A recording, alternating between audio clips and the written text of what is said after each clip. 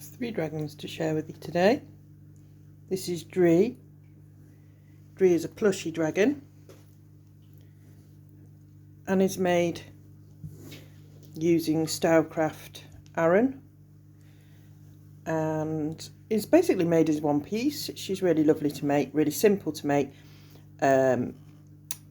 She is by MTP Designs.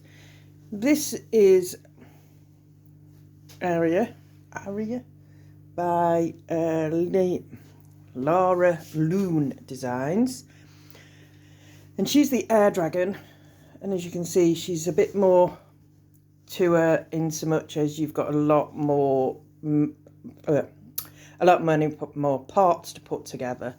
I showed her the other day when she was part done. You can see now I've sculpted her face a little bit just to pull her eyes in, giving her the face details.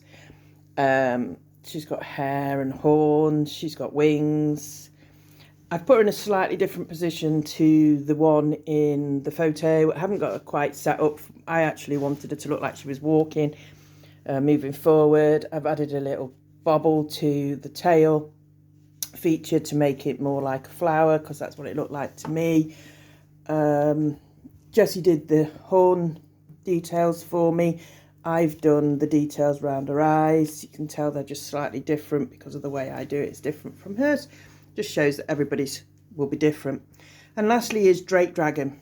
Drake Dragon's by Moji. I know that one really well because I've made many of the Drake Dragons.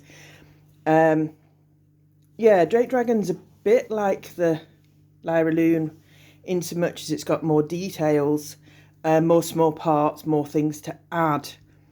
Whereas the plushie is done as one part, which is really nice because it's really fast to work and looks very effective. So you've only got the horns to add, the ears to add, the wings are sewn on.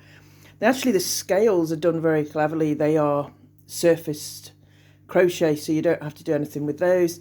And the legs are attached. But I actually have done a second one of those and didn't attach the legs and curled him into a ball. He's very cute. Anyway, back to Drake. I stole the way of doing the surface crochet for his spines for this one. I like to make every one of my dragons slightly different, so every time I make the dragon I'll change just a little bit of it. He looks quite sad, he's not got home yet. He's got his wing features, which I do differently from the way Moji describes to do them. Instead of making this outer part two and then sewing them together, I put two pieces together and crochet through them both. Other than that, he's basically follow the same directions as what it is on the screen. This one is followed all the same directions, but I've just changed the positioning of where I put the legs to make it different and added the single bobble to the tail. That's the only changes I've made to that pattern. And I sculpted the face a little bit, but that's just personal choice and something that I do. This pattern, as it was a test pattern, I didn't do anything different with her. Here you go, you can see her better now.